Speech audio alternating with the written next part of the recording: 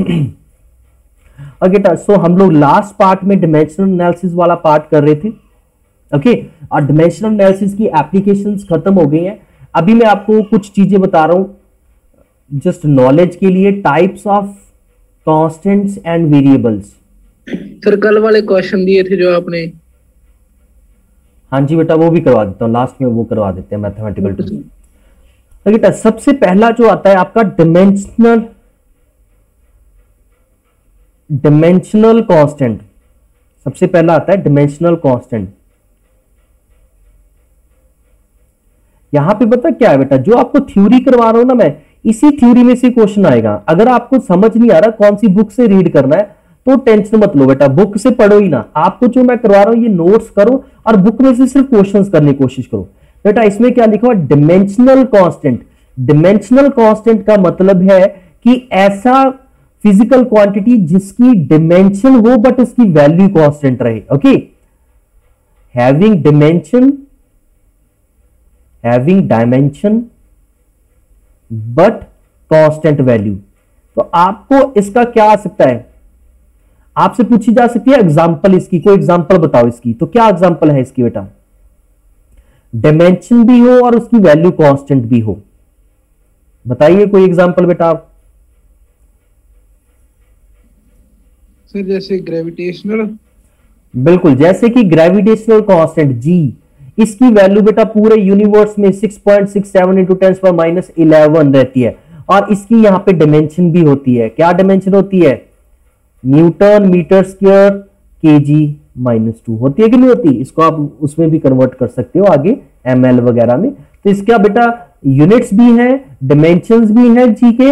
जी का आप अगर डिमेंशनल फॉर्मूला लिखोगे तो क्या होता है, जी का डिमेंशनल फॉर्मूला क्या होता है, ये force equals to G m1 m2 by r square होता है कि नहीं होता। पढ़ा ये फॉर्मूला सबने 9th क्लास में न्यूटन। हाँ, तो यहां से जी का बेटा डिमेंशनल फॉर्मूला बना सकते हो, force R square by kg square metre m square आएगा। तो फोर्स का क्या होता है, m/L/T-2। तो यहां पे क्या बन जाएगा, m-1 बन जाएगा बेटा, L1 बन जाएगा, L1 तो है यार, L3 हो जाएगा, L3 एंड T कितना हो जाएगा बेटा, T-2 हो जाएगा। ठीक है बेटा। सो ये इस तरह से आप जी का डिमेंशनल फॉर्मूला बना सकते हो। डिमेंशन भी है, डिमेंशनल फॉर्मूला भी है, प्लस इसका वैल्यू भी जो है थ्रू आउट द यूनिवर्स आपका कांस्टेंट रहता है बेटा। ओके सर kg-2 नहीं था, आपने मास -1 लिखा है। मास बेटा ये 1 ये था, और जब ये m2 ऊपर जाएगा तो क्या बन जाएगा, -1 हो जाएगा। Okay sir. ओके, और कोई बेटा चीज, कोई और डिमेंशनल कांस्टेंट जिसकी value through out the universe constant हो और उसकी डिमेंशन भी हो। Sir refractive index. नो, चलिए ढूंढना आ जाए। ठीक है सर 1 कूलम। नो बेटा नो, 1 कूलम तो कूलम की वैल्यू तो कुछ भी हो सकती है, 2 कूलम 3 कूलम 4 कूलम जितने मर्जी रख लो। अभी नेक्स्ट है बेटा डिमेंशनलेस कांस्टेंट। आप इसका मतलब मैंने एक एग्जांपल दे दिया, आपको क्वेश्चन ये रहेगा कि what are the 2 examples of dimensional constant, dimensionless constant, ऐसे क्वेश्चन ऐसे ही आता है इसमें से। ओके, अब डिमेंशनलेस कांस्टेंट का मतलब क्या होता है बेटा, डिमेंशनलेस कांस्टेंट का मतलब होता है have constant value but no dimension. Dimension कोई ना हो बेटा, लेकिन वैल्यू उसकी क्या रहे, कांस्टेंट रहे। तो इसकी एग्जांपल क्या हो सकती है, एंगुलर डिस्प्लेसमेंट। एंगुलर डिस्प्लेसमेंट की वैल्यू बेटा कांस्टेंट नहीं रहती, वो तो जितनी मर्जी रख लो आप। एंगल तो आपका 30 डिग्री 40 डिग्री जितना मर्जी रख लो, जरूरी थोड़ी इसकी वैल्यू कांस्टेंट रहेगी। Refractive index coulomb. अब रिफ्रैक्टिव इंडेक्स भी देख लो बेटा, रिफ्रैक्टिव इंडेक्स एयर के लिए कुछ और है, वाटर के लिए कुछ और है, पूरे यूनिवर्स में उसकी वैल्यू सेम रहे। कूलम। अरे कूलम तो बेटा, कूलम तो उसकी डिमेंशन भी होती है सबसे पहले, तो वो इसीलिए फेल हो गया। फिर उसकी वैल्यू में अभी मैंने बोला है कि वो डिमेंशन में नहीं आएगा। कूलम तो यूनिट है ना बेटा, coulomb is not a physical quantity. सबसे पहले coulomb is a unit, charge बोल सकता था तो इस जगह पे, ओके, अगर बोलना चाहता था, बट चार्ज भी नहीं है। देखो बेटा, पाई पाई एक नंबर है जिसकी वैल्यू कितनी होती है 22/7। जहां जहां पे भी ह्यूमन बीइंग है बेटा, वहां वहां पे पाई की वैल्यू क्या है? ऐसा तो नहीं है कि पानी में जाओगे तो पाई की वैल्यू कुछ और हो जाएगी, एयर में जाओगे तो पानी की वैल्यू कुछ और हो जाएगी, इंडिया में रहोगे कुछ और हो जाएगी, लंदन में कुछ और हो जाएगी। क्लियर है बेटा? तो पाई जो है 22/7 इसकी वैल्यू फिक्स्ड है और इसका कोई यूनिट भी नहीं होता है बेटा, ये यूनिट भी नहीं है, डायमेंशनलेस क्वांटिटी है। ऐसे ही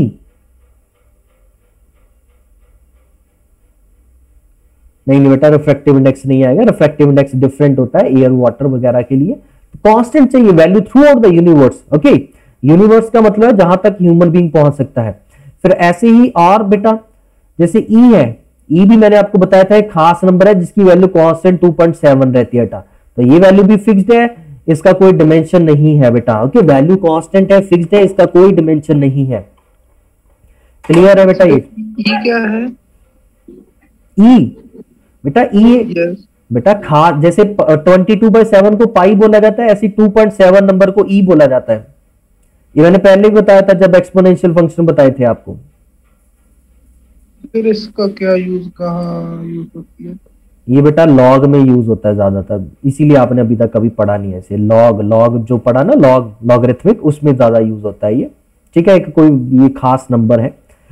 और इसके अलावा बेटा 1, 2, 3, 4 all natural numbers are dimensionless constant. मानते हो ये बात? यस। नेक्स्ट आता है बेटा, next is your dimensional variable. Third जो आता है आपका that is dimensional variable. Dimensional variable, dimensional variable का मतलब है बेटा जिसकी डिमेंशन हो बट उसकी वैल्यू वेरी करे। Have dimension but value may vary, value उसकी वेरी कर सकती है। इसकी एग्जांपल क्या होगी बेटा? जैसे फोर्स होगी बेटा, यहां पे डिमेंशन का मतलब होता है कि क्या वो मास लेंथ टाइम के ऊपर डिपेंड करता है कि नहीं करता। तो नंबर कोई भी नंबर है, 1 नंबर है, क्या वो किसी के मास लेंथ के ऊपर डिपेंड करता है? नहीं करता। ओके, तो इसलिए वो नंबर्स में डिमेंशन का इवन कोई सेंस ही नहीं रहती, तो इसीलिए डिमेंशनलेस बोल दिया जाता है उन्हें। ऐसी डिमेंशनल वेरिएबल, तो अब इसकी एग्जांपल क्या है बेटा? इसकी एग्जांपल कुछ भी लिख दो, सारी वैल्यू, चार्ज हो गया, डेंसिटी हो गया, फोर्स हो गया, सारे क्या है आपके डिमेंशनल वेरिएबल है बेटा। चार्ज की वैल्यू डिफरेंट पॉइंट पे डिफरेंट हो सकती है, डेंसिटी भी। अब जैसे डेंसिटी है, एयर के लिए कुछ और होती है, वाटर के लिए कुछ और होती है, और डेंसिटी का डिमेंशनल फॉर्मूला भी होता है बेटा। ओके, फोर्स का भी डिमेंशनल फॉर्मूला होता है, फोर्स भी डिफरेंट पॉइंट पे डिफरेंट हो सकती है बेटा। इसी तरह से अगर आप स्पीड ऑफ लाइट की बात करोगे, स्पीड ऑफ लाइट भी तो डिफरेंट मीडियम्स में डिफरेंट होती है। एयर में 3 × 10⁸, वाटर में कम हो जाती है, ग्लास में और कम हो जाती है। ओके, सो ये आपकी एग्जांपल्स हैं डिमेंशनल वेरिएबल्स की। आपसे एग्जांपल ही पूछी जाएगी क्वेश्चन में। ठीक है बेटा, समझना नहीं है कुछ इसमें, बस यही है। क्वेश्चन ऐसे ही आएगा, right the 2 examples of dimensional variables, right the 2 examples of dimensional constant. Okay, फिर आपसे आता है डायमेंशनलेस वेरिएबल। डिमेंशनलेस वेरिएबल, तो डिमेंशनलेस वेरिएबल में क्या होता है बेटा? whose value varies but has no dimension, but उसकी कोई डिमेंशन ना हो, वैल्यू चेंज करे उसकी बेटा। तो इसकी एग्जांपल क्या है? इसकी एग्जांपल क्या है बेटा? अभी आप बोल रहे थे रिफ्रैक्टिव इंडेक्स, तो रिफ्रैक्टिव इंडेक्स का कोई डिमेंशन नहीं होता बेटा। रिफ्रैक्टिव इंडेक्स जो होता है ये डिमेंशनलेस होता है बेटा, क्योंकि रिफ्रैक्टिव इंडेक्स क्या, एक एंगुलर डिस्प्लेसमेंट भी बताई थी डिमेंशनलेस। हाँ जी बिल्कुल, उससे भी यहाँ पे लिख सकते हो, एंगुलर डिस्प्लेसमेंट को भी लिख सकते हो यहाँ पे, क्योंकि एंगुलर डिस्प्लेसमेंट वैल्यू तो चेंज कर सकती है ना बेटा उसकी। आप ये तो नहीं बोल सकते कि एंगुलर डिस्प्लेसमेंट हमेशा सेम रहती है, वो तो डिपेंड करता है बॉडी कितना मूव किया है आपका। ओके, यस, बट उसकी डिमेंशन नहीं होती, इसलिए उसको भी यहाँ पे डाल सकते हैं बेटा। और कोई बताओ? ऐसी स्ट्रेस स्ट्रेन होता है एक, ये +1 में पढ़ोगे, स्ट्रेन भी आपका dimensionless. Relative density, very good. Relative density भी लिख सकते हो बेटा आप यहाँ पे, क्योंकि रिलेटिव डेंसिटी भी आपकी डिमेंशनलेस होती है, बट ये डेंसिटी रिलेटिव डेंसिटी वाटर के लिए जैसे 1 हो जाती है, मरकरी के लिए 13.6 हो जाती है, एंड सो ऑन। तो डिफरेंट मीडियम के लिए डिफरेंट रहती है इसकी वैल्यू। ओके, तो ये बेटा आपकी 4 थी, इनमें से ना बस हर एक की 2-2 एग्जाम्पल पढ़ लेना है आपने। ओके, कोई प्रॉब्लम हुई तो पूछ लेना बेटा। ये आपका जो पहला था इसको जरूर समझना है बेटा आपने। ओके, इसमें एग्जांपल्स में मैं आपको लिख देता हूं। अब ये ना, ये एग्जांपल आपने 9th में पढ़ी थी इसलिए आपको पता था। अब जो दूसरी एग्जांपल है ना बेटा, मैं लिखने में डर रहा हूं क्योंकि आप बोले सर समझ नहीं आया जी। बेटा अब ये समझोगे तो तब ना, अगर ये पढ़ोगे याद करोगे, याद करने वाली चीजें। ये सारा चैप्टर आपका अभी तक फिजिक्स जितनी की है बेटा, ये सारी याद करने वाली है, समझने वाला इसमें कुछ नहीं है। ओके, समझने वाला जब आएगा ना फिजिक्स, तब देखेंगे कितना समझ आता है आपको। इसमें दूसरी एग्जांपल आप दे सकते हो बेटा, एब्सोल्यूट परमिटिविटी की।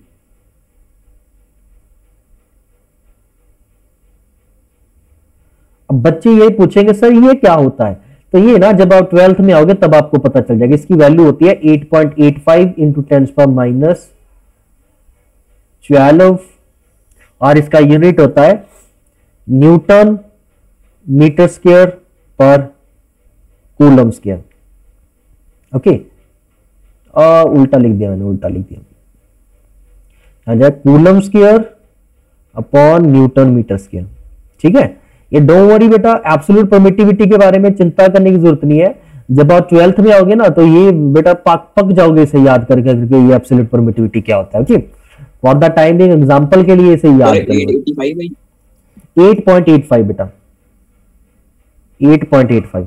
ओके, ये जैसे ये ग्रेविटेशन के साथ लिंक्ड होती है, वैसे ही ये इलेक्ट्रिकल फील्ड के साथ लिंक्ड होती है। ये ग्रेविटेशनल फील्ड के साथ, ये इलेक्ट्रिकल फील्ड के साथ। जैसे दो मास के बीच में ग्रेविटेशनल फोर्स लगता है, वैसे ही दो चार्ज के बीच में, कूलम जो होता है ये चार्ज का यूनिट है, तो जो चार्ज के बीच में दो फोर्स लगती है उसे कूलम फोर्सेस बोल देते हैं। वहां पे ये यूज होता है वर्ड एब्सोल्यूट परमिटिविटी, वहां पे कांस्टेंट आता है एब्सोल्यूट परमिटिविटी। ओके, ये इसकी वैल्यू 8.85 टू 10⁻12 यूनिवर्स में, पूरे यूनिवर्स में एब्सोल्यूट परमिटिविटी की वैल्यू यही रहती है बेटा। ओके, तो आपको एटलीस्ट 2-2 एग्जांपल्स याद करनी है इनकी बेटा, और कुछ नहीं है। ओके, नेक्स्ट जो है बेटा, हाँ जी बेटा। सर फिजिक्स तो सर समझ आ रही है सर, जो मैथमेटिकल टूल्स जो फिजिक्स में यूज होते हैं जैसे, वो सर कम समझ आते हैं कई बार बेटा। वही है, वही इसीलिए तो मैं पढ़ा रहा हूँ। वो क्या आता है मैथमेटिकल टूल्स जो लॉग सर नई चीजें सर इंट्रोड्यूस कराई है सर, वो सर समझ में नहीं कम आती है सर। जैसे उससे बेटा देखो, लॉग को अभी तक हमने यूज भी नहीं किया कहीं पे सर, लॉग वगैरह सर, डिफरेंशिएशन वो वाले।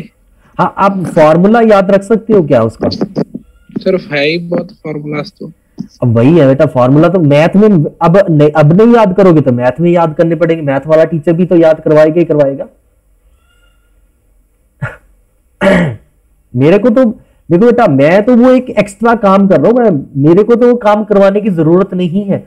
मैं तो आपको बोल सकता हूं कि वो मैथ में करोगे, वो काम मेरा नहीं है मैथमेटिकल टूल का। बट मैं क्यों करवा रहा हूं बेटा, मैं आदत से मजबूर हूं, मेरे से रहा नहीं जाता। ठीक है, बच्चों को पहले दिन ही मैथमेटिकल टूल, और जब ये वो लॉग लूग देखते हैं वो कहते हैं जी हमने नहीं फिजिक्स करनी क्योंकि फिजिक्स समझ नहीं आ रही। अब उनको कैसे समझाऊं कि बेटा ये मैथ है, ये फिजिक्स नहीं है। अब फिजिक्स बेटा, फिजिक्स की मजबूरी है कि उसे मैथमेटिक्स यूज करना पड़ता है। ओके, तो अब ये फॉर्मूला बेटा यहां पे तो जो मैंने लिखवाए हैं ना, ये तो कुछ भी नहीं है।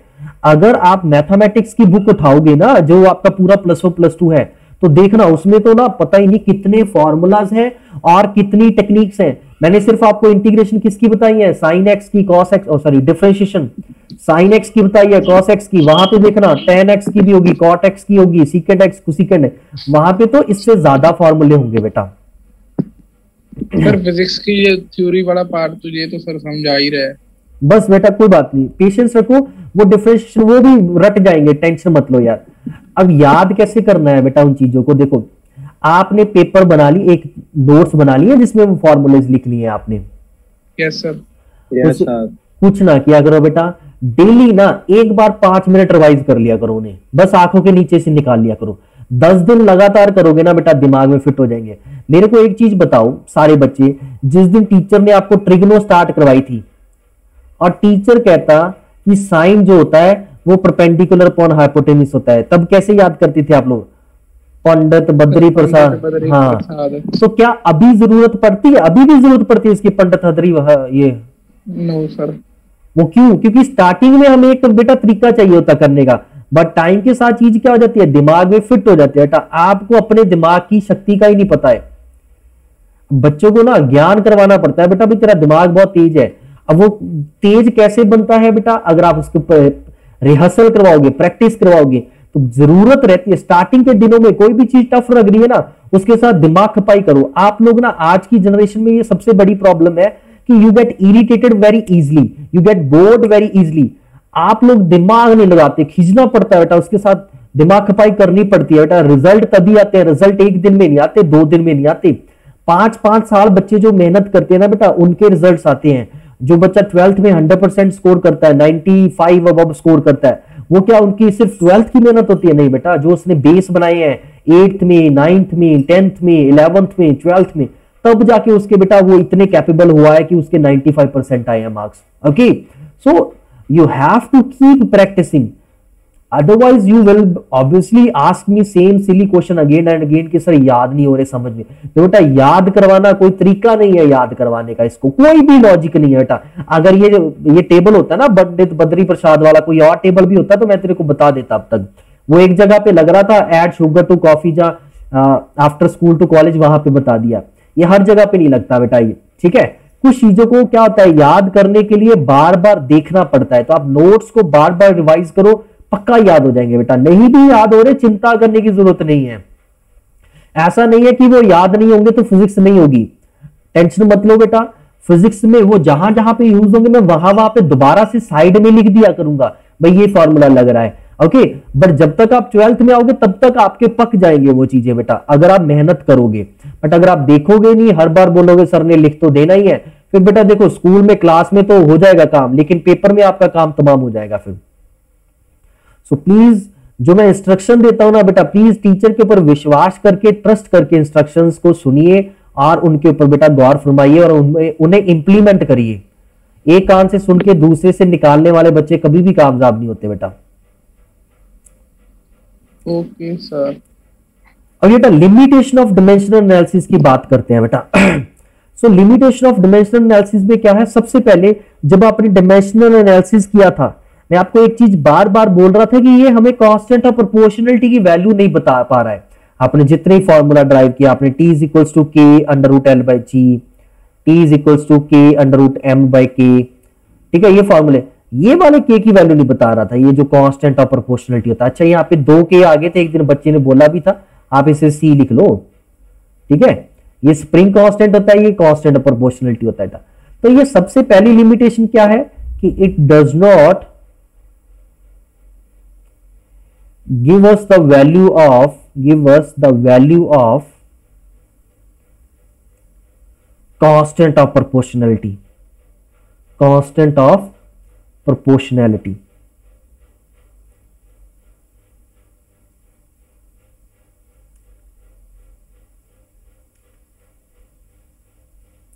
ठीक है बेटा, इसकी वैल्यू नहीं बता पाता ये हमें। ओके, ये इसकी लिमिटेशन है।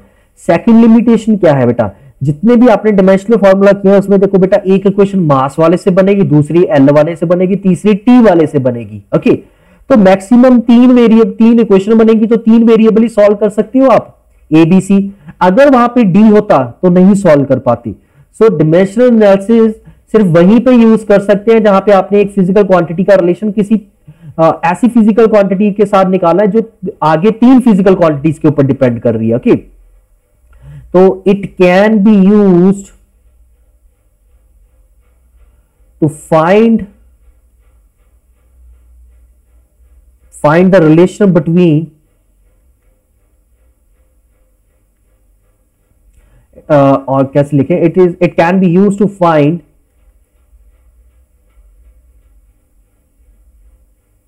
the formula of physical quantity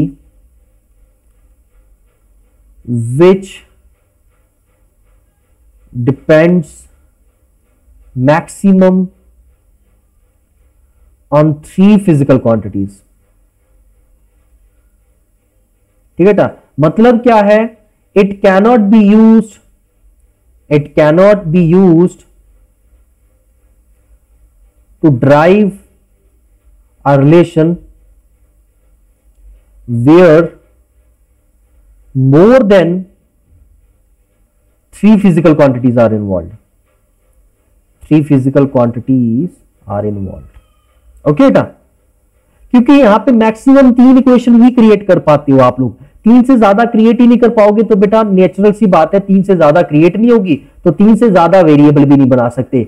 इतना आपने पढ़ा होगा कि बेटा जितने वेरिएबल होते हैं हमें उतनी इक्वेशंस चाहिए होती हैं सॉल्व करने के लिए। ओके, नेक्स्ट थिंग इज एक और डेरिवेशन इसका और लिमिटेशन क्या है कि जो ये आपका डायमेंशनल एनालिसिस वाला रिजल्ट है ना, इसमें सिर्फ फिजिकल क्वांटिटीज मल्टीप्लीकेशन या डिवीजन में ही है। देखो t is equal to 2 k under root L by G, ये मल्टीप्लीकेशन डिवीजन वगैरह में ही है। क्या आप ये फॉर्मूला ड्राइव कर सकते हो, s is equal to UT plus half at square? ये फॉर्मूला आप यहां पे नहीं ड्राइव कर सकते, सॉरी ये कर सकते हो, ये नहीं कर सकते। ओके, तो ऐसे रिलेशंस नहीं ड्राइव कर सकते जिसमें एक फिजिकल क्वांटिटी दूसरी फिजिकल क्वांटिटी के अलजेब्रिक सम के ऊपर डिपेंड करे बेटा। Okay, so it cannot be used to drive a relation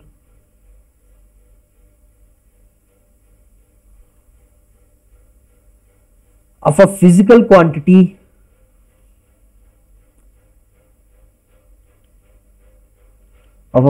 quantities where addition or subtraction is involved। जहां पे बेटा एडिशन और सब्ट्रैक्शन इन्वॉल्व है वहां पे इसको आप नहीं यूज कर सकते बेटा। ओके, क्योंकि आप तक आपने जो डायमेंशन एनालिसिस किया था उसमें क्या लिखते थे, T is directly proportional to K A raise, कुछ भी लिख लेते थे ना, M raise to power A, let's say C raise to power B, X raise to power C, कुछ इस तरह से लिखते थे। तो ये सारे आपस में क्या बेटा मल्टीप्लीकेशन में, ऑब्वियस सी बात है डिवीजन में कैसे आ जाएगा अगर पावर नेगेटिव में आ जाएगी। ओके, तो मल्टीप्लीकेशन डिवीजन वाला हो सकता है लेकिन ऐड सब्ट्रैक्ट वाला नहीं हो सकता है। तो ये 3 इस डायमेंशनल एनालिसिस की लिमिटेशंस है बेटा। तो ये कहां पे नहीं हो सकता, एक तो जहां पे ऐसे फॉर्मूले ड्राइव करने हो बेटा, ऐसे फॉर्मूले ड्राइव करने हो जहां पे एडिशन और सब्ट्रैक्शन इन्वॉल्व हो। ओके, और एक ऐसा जहां पे 3 से ज्यादा फिजिकल क्वांटिटीज इन्वॉल्व हो रहे हैं, क्योंकि वहां पे फिर 4 इक्वेशन बनानी पड़ेंगी जो कि बन नहीं सकती, और एक ये k की वैल्यू के बारे में कुछ नहीं बताती, k जो कांस्टेंट ऑफ प्रोपोर्शनलिटी आपका बेटा। ओके, सो क्लियर है ये वाला पार्ट बेटा आपको? Yes sir, yes sir, yes sir. बेटा तो अभी जो आपने लास्ट क्लास में मैंने आपको क्वेश्चन दिए थे बेटा वो डिस्कस कर लेते हैं। तो क्या क्वेश्चन से, अच्छा बेटा एक मिनट दो मुझे निकालने दो क्वेश्चन। सर हाँ जी बेटा। सर अलजेब्रा में वो सर मल्टीप्लिकेशन और डिवीजन नहीं आती? नहीं बेटा, अलजेब्रा में ऐड सब्ट्रैक्ट लिखते हैं। अलजेब्रिक सम मैंने अलजेब्रिक सम बोला था बेटा। Okay sir. अलजेब्रिक सम में एडिशन सब्ट्रैक्शन आती है, अलजेब्रा में जरूर मल्टीप्लिकेशन डिवीजन लिख सकते हो आप लोग, मैंने अलजेब्रिक सम बोला था। Okay okay sir.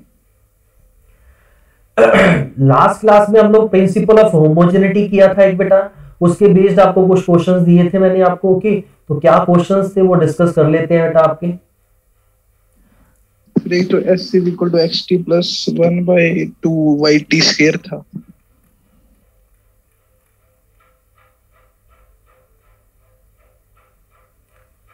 आपको मैंने क्वेश्चन दिया था s = xt।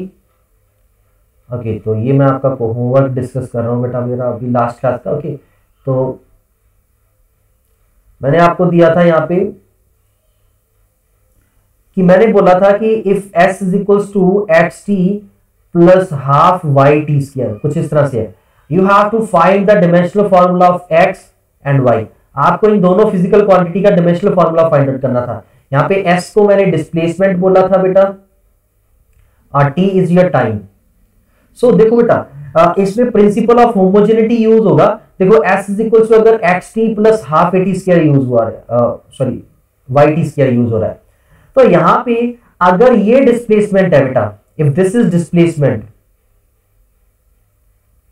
तो ये भी आपका क्या होगा, फिर ये पूरा भी क्या होगा आपका, ये भी डिस्प्लेसमेंट होगा कि नहीं होगा? Yes sir.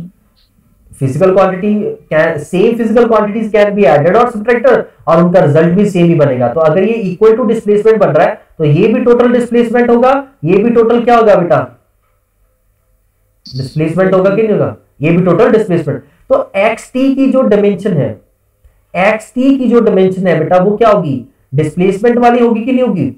एक्स टी की डायमेंशन डिस्प्लेसमेंट वाली होगी, मतलब लेंथ होगी। तो एक्स की डायमेंशन इनटू टी है तो टी की dimension will be equal to क्या होगा, एल होगा कि नहीं होगा बेटा?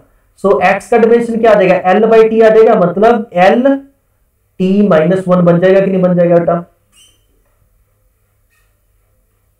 ये दूसरी तरफ चला जाएगा ना, इधर मल्टीप्लिकेशन दूसरी डिवीजन हो जाएगा। Yes sir. ओके, और ये किसका डायमेंशनल फॉर्मूला है? स्पीड, स्पीड और वेलोसिटी।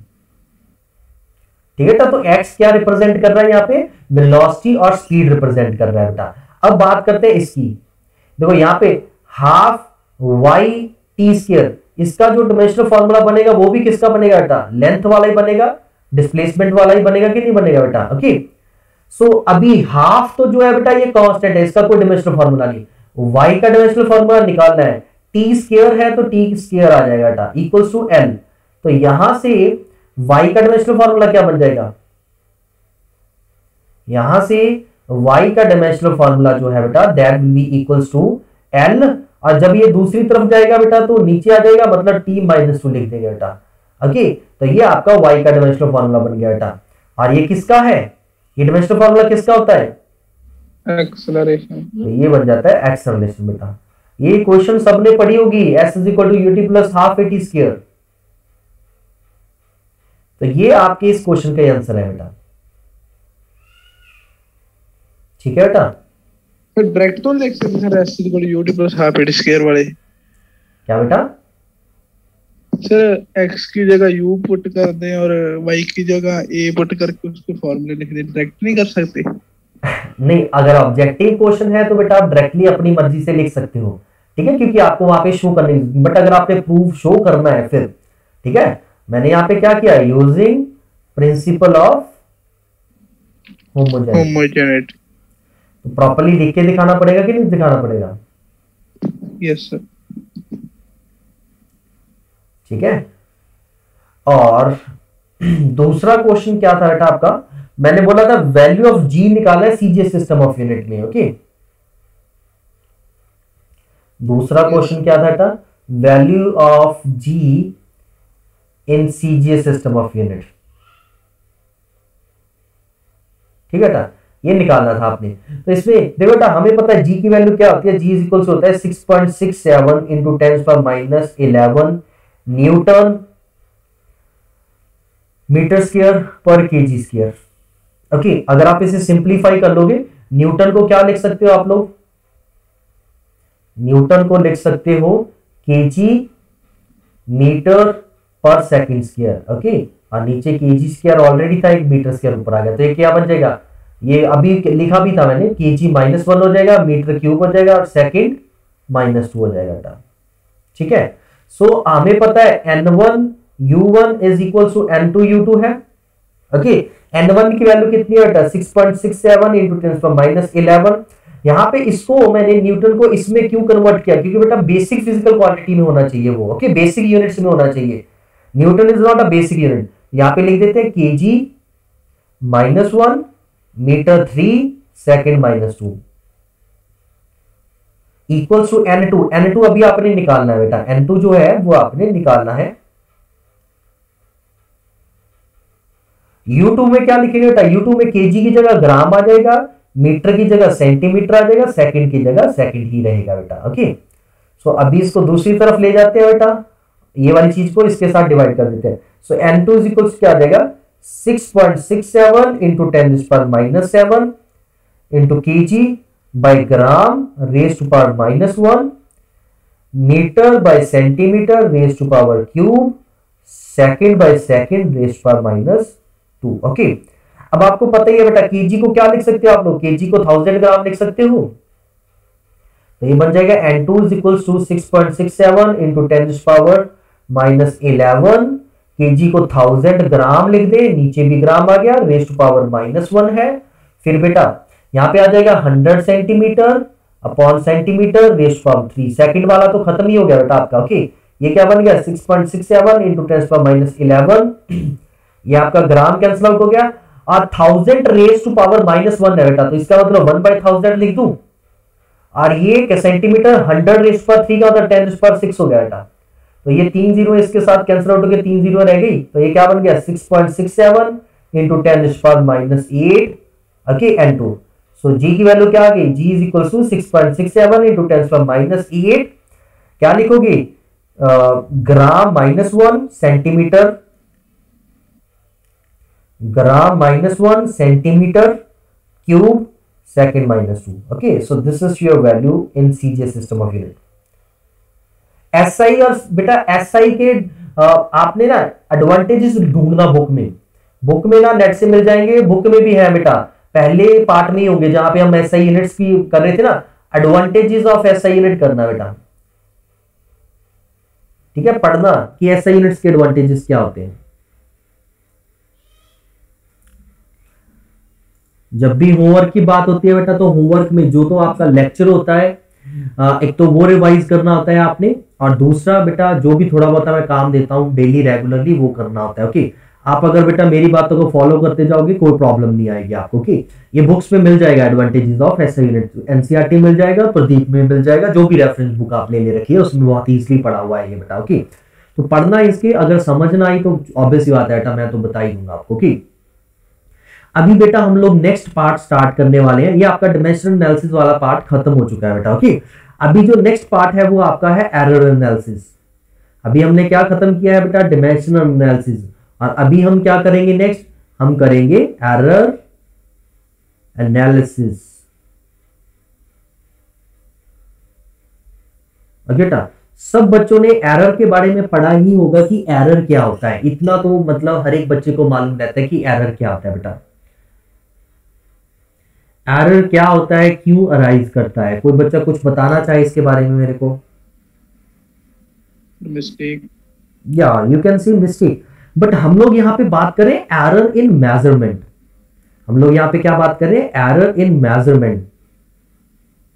बेटा हम क्या करते हैं फिजिक्स में, while conducting a practical conduct करते हुए हम लोग बहुत सारी मेजरमेंट्स करते हैं बेटा। और नॉर्मली अगर आप डे टू डे लाइफ में बात करोगे, लेट्स से आपको पेरेंट्स ने बोल दिया कि इस रूम की लेंथ मेजर करो, तो आप किसी भी स्केल से मेजर करने लग गए लेंथ। ओके, तो जो आपने रिजल्ट बताया होगा पेरेंट्स को, क्या वो 100% एक्यूरेट होगा? नहीं, उसमें थोड़ी बहुत ही हो सकता है। अगर आपने 100% कंसंट्रेशन से किया होगा, आपके पास जो स्केल है वो बिल्कुल परफेक्ट है, तो आपका सब कुछ सही होगा, आपकी मेजरमेंट सही होगी बेटा। बट अगर आपने कोई गलती कर दी, आपने कोई केयरलेस मिस्टेक कर दी, तब भी प्रॉब्लम अराइज हो जाएगी। और स्केल में कोई इंस्ट्रूमेंट में कोई प्रॉब्लम है तब भी अराइज हो जाएगी प्रॉब्लम। ओके, तब भी मिस्टेक अराइज हो जाएगी। तो एरर इन मेजरमेंट का मतलब होता है बेटा difference in true value and measure value, कि सही रिजल्ट क्या है और आपने कितना मेजर किया है। ठीक है बेटा, दोनों में जो डिफरेंस क्रिएट हुआ है बेटा उसे आप क्या बोलते हो, एरर बोलते हो। क्लियर है बेटा ये चीज? ओके, अब ये टाइप्स ऑफ एरर की बात करें, किस टाइप के एरर्स हो सकते हैं आपके, टाइप्स ऑफ एरर। अगर हम बात करें टाइप्स ऑफ एरर की बेटा, तो टाइप्स ऑफ एरर में सबसे पहले आता है सिस्टेमैटिक एरर, सबसे पहले आता है। ये पहले दो पार्ट तो बेटा बहुत इजी है, थ्योरी वाले पार्ट है, कुछ भी समझना ही नहीं है इसमें, मेनली सबसे बड़ी चीज है। ठीक है, स्टार्टिंग के दिनों में मैं चाहता तो मैथमेटिकल टूल्स की जगह पे इससे स्टार्ट करवा देता बेटा, बट क्या है कि आप देख सकते हो कि बेटा चीज को समझाने के लिए यहाँ पे देखो कि मैथमेटिकल टूल्स के एक दो कंसेप्ट लगते हैं इस चैप्टर में, एरर एनालिसिस में। ओके, अगर आपने ऊपर ऊपर से करना है तो नहीं भी लगते, सर भी जाता है बेटा, उनके बिना भी चल जाता है। और अगर आप डेप्थ में अच्छे से पढ़ना चाहते हो तो उनके बिना नहीं भी चलेगा। ओके, तो वो आपके ऊपर है। मेरा काम है बेटा आपको नॉलेज देना, आपने उसके बिना करना है उसके साथ करना है, आपके ऊपर है। जितना बेटा उसके साथ करोगे उतना आगे जाके स्टडी में प्रॉब्लम नहीं होगी आपको। सो टाइप्स ऑफ एरर में सबसे पहले आता है बेटा systematic error. Systematic error, systematic error क्या होता है बेटा आपका? सिस्टेमैटिक एरर में क्या होता है बेटा कि आपका एरर हमेशा क्या होगा, एक साइड आएगा। जैसे कि आपको रूम की लेंथ मेजर करने के लिए बोल दिया गया है, तो आप क्या होगा कि आप रूम की लेंथ जब मेजर करने जाओगे बेटा, जहां तो आप लोगों ने जो गलती कर दी वो गलती आप हर बार करोगे। जैसे आपके कोई स्केल में आगे से स्केल टूटा हुआ है, थोड़ा सा कई बार होता है कि नहीं होता, हमारे पास स्केल है, स्केल को आगे से हमने ब्रेक किया हुआ है, जब ब्रेक हो गया है किसी कारणवश, ओके, तो उस ब्रेकेज की वजह से आगे वाली जो होगी लेंथ वो टूटी होगी और वो मेजर सही नहीं करेगा। आप हमेशा उसी गलत स्केल से मेजर करोगे और सेम एरर हर बार आएगा ही आएगा। तो स्केल में जो एरर आएगा वो जहां तो वैल्यू, ऑब्वियस सी बात है, अगर वो आगे से टूटा हुआ है बेटा तो जितनी वैल्यू आपने मेजर की है वो ट्रू वैल्यू से हमेशा क्या होगी, कम होने वाली है बेटा आपकी, वो हमेशा क्या होने वाली है, कम होने वाली है। तो अगर आप उससे मेजर करोगे तो वो हमेशा रीडिंग कम देगा आपको, जितनी उसकी एग्जैक्ट वैल्यू उससे रीडिंग हमेशा कम आएगी। आप बोलोगे यार कि है ये 10 मीटर की बट ये 9 मीटर क्यों मेजर कर रहा है। अब लेट्स से आप सोच ही नहीं रहे कि स्केल आगे से टूटा हुआ है, ठीक है, तो ऑब्वियस सी बात है आप सेम स्केल से 1000 बार मेजर कर दोगे बेटा तो वो एरर आएगा ही आएगा। एरर जो है आपका हमेशा ही मेजर वैल्यू कम आ रही है आपकी ट्रू वैल्यू से, हमेशा ही, और जा फिर हमेशा कम आ रही है जा ज्यादा आ रही है। कोई ऐसी और एग्जांपल ज्यादा वाली भी ले सकते हो आप लोग। ओके, तो इसे बोलते हैं कि जा तो एरर नेगेटिव आ रहा है, या फिर आपका एरर क्या आ रहा है बेटा, पॉजिटिव आ रहा है। ओके, एरर जा तो आपका पॉजिटिव आ रहा है या आपका नेगेटिव आ रहा है बेटा। देखो पॉजिटिव एरर कब आएगा, पॉजिटिव एरर कब आएगा, जब ट्रू वैल्यू ज्यादा होगी मेजर वैल्यू से बेटा। ओके, और नेगेटिव एरर कब आएगा, जब मेजर वैल्यू ट्रू वैल्यू से ज्यादा हो जाए किसी कारण। ओके, सो सिस्टमैटिक एरर उस एरर को बोलते हैं which is always on same side, that is either it's positive or negative. Okay, systematic error, those error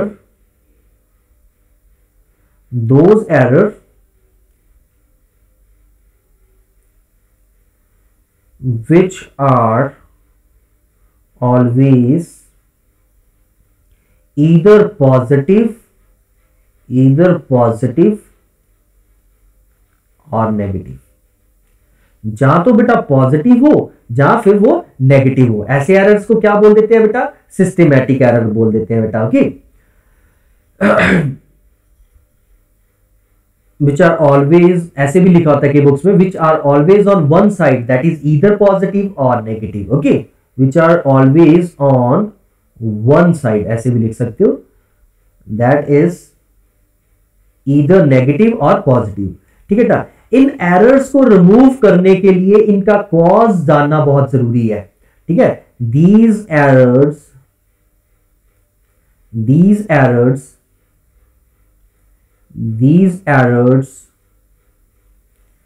can be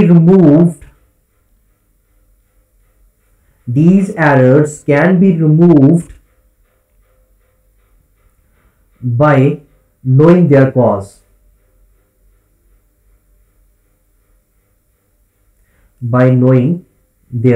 cause, उनका कॉज पता चल जाए बेटा तो हम इस एरर को क्या है, रिमूव कर सकते हैं बेटा। ओके, सो सिस्टेमैटिक एरर के क्या कॉजेज है बेटा। ठीक है, सिस्टेमैटिक एरर के कॉजेज क्या है, कॉजेज ऑफ सिस्टेमैटिक एरर लिख लो इसे, the types of systematic error लिख लो, और you can say type of systematic error. Systematic error सबसे पहला आता है बेटा, सबसे पहला क्या है, इंस्ट्रूमेंटल एरर। जैसे अभी मैंने बताया आपको इंस्ट्रूमेंटल एरर,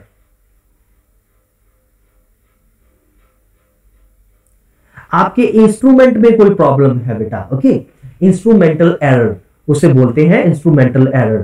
ठीक है, error which arises due to, error which arises due to some problem with instrument.